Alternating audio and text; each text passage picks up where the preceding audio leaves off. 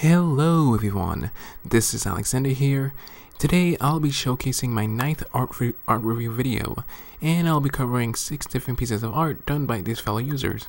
Anyways, let's move on to the first picture. The first series I'll be looking at goes by Dead Function Z, and one of the drawings that I selected from his art gallery is a picture of Gaster, who is a mysterious character from a video game called Undertale. While looking at his picture, I became fully aware that his design of Gaster looks very different from the original composition. Many of these differences involve a circular shaped head, 2 sets of glowing eyes, a small mouth, and a change of clothing. Also, I find it interesting that the artist made his own interpretation of Gaster, but I do spot a few things that he should work on. Starting with number 1. I'm aware that both of his eyes are glowing with 2 different types of colors, but the way it's presented here looks really off. I suggest making this type of effect in a 360-degree angle around the character's eyes, so that the other colors won't be touching any other sections of the Gaster's face, especially on his cheeks and forehead. 2. The shape of his entire face looks completely off balance, where one side is misshapen while the other remains to be exceptional. I suggest using the finger tool to help you create a perfect circle, and you can also adjust the size and format if you feel the need to do so. And 3. Well, there's nothing left for me to say at this point except is to take my advice to heart, and I wish you good luck in improving. Moving on to the second picture, which is a doodle of Mario and Luigi as ghosts. Also, this piece was illustrated by a user named Midnight is Sexy. It's kind of a weird username to have, but let me carry on to the review. Like I said before, this drawing is a depiction of Mario and Luigi as ghosts, or in other words, boos, based from the Super Mario wiki page.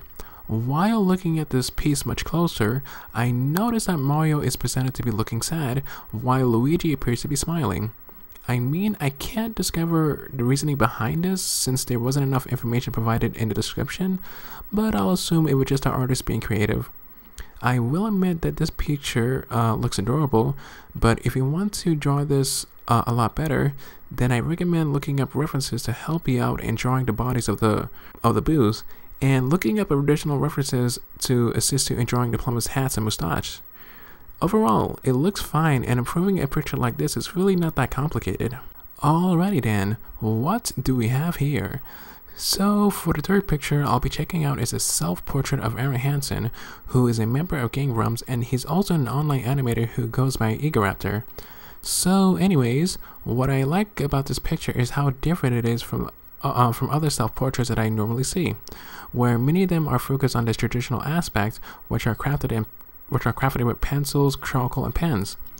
But in this case, this piece is done entirely with digital materials. Anyways, I like how the artist has captured Aaron's appearance very well. It looks like I'm staring at a real-life version of himself. But more importantly, I find it interesting that she used only about 3 colors to design this image. I don't have any tips to improve this drawing, but I do suggest to do some experimenting on the background, whether you add symbols, a landscape, or anything that fits well with this picture. By the way, I do want to mention that this piece was done by Light Flickerer, who happens to have a pretty cool profile picture. Speaking of profile pictures, I'll be reviewing an ID illustration done by Invader Morlilo X. Actually, I find the artist's cartoonish-like art style to be very nice, but I would recommend expanding the size of his avatar, close enough to fit the entire frame of this canvas, but not too close, of course. Also, I just realized that his t-shirt has the Overwatch logo design. Honestly, I find that to be pretty cool, and I've actually played the game a few times on my Xbox One while playing as Tracer for certain reasons. One more thing before I move on. I do recommend to the artist to play with the shading on this picture, but make sure you know where the light is directing on the character so the shading appears correctly. The following illustration is designed by Zune11, and is titled Mind Wonders.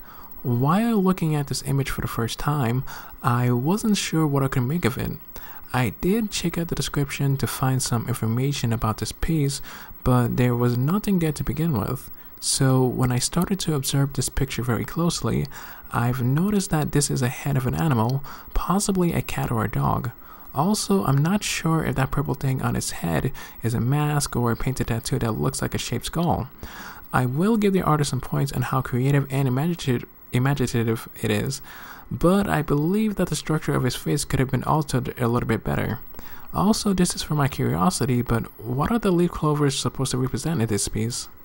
Moving forward is a simple character design done by a user named Dr.Shag10, and his piece is titled I am the Jester.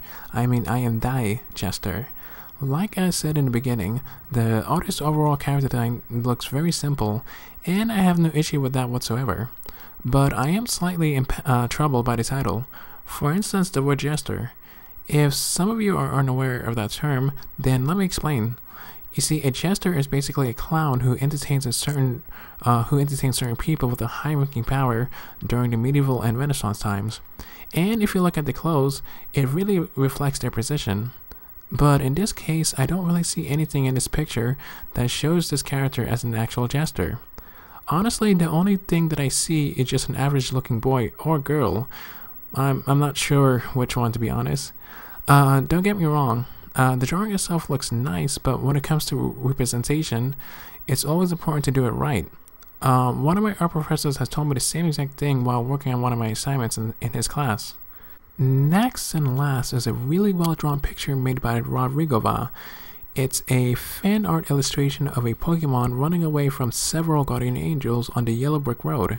I will admit that the idea behind it sounds crazy, but the way how the artist established it on paper looks really amazing. So there's a lot of things that I like about this picture, from its creative idea to its detailed coloring. The thing that grabs my attention the most is the perspective that Mr. Rodrigo provided here. Many times I've seen a lot of artwork that showcase a lot of people's characters placed in an environment that looks very flat, where everything is placed in one particular view. But in this illustration, the angle of the shot has been altered enough to view a lot of things for the audience. Also, I like how many of the objects on the canvas looks extremely detailed with fine precision. Just look at the corn. Overall, this picture looks very good, but I do have one suggestion to Mr. Arrigo, and it's the Pokemon's pose. I recommend looking up different references of certain animals running, so you can capture a more realistic feel for this piece, or for any other future projects. Well, that was fun. Thank you guys for watching my video, and feel free to like, comment, and subscribe. Peace out.